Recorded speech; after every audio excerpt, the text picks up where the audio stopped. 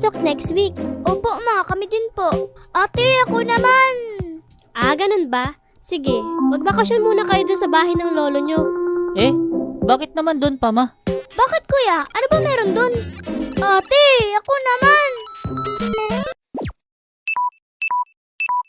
Ayun lang, wala na, lobat na. Oh, sa'yo na.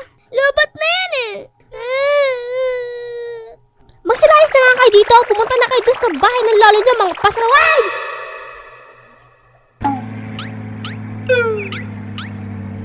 Yan kasi, may paiyak-iyak pang nalalaman eh. Oo nga. Oo nga ka dyan. Saka pa eh. Di kayo. Di ka dyan. Yung cellphone kasi, ipapahiram ko na sana yun kay Riz. Kaso, biglang nalubat. So ano gusto mong palabasin? Ano? Kasi, kasalanan ng cellphone, kuya.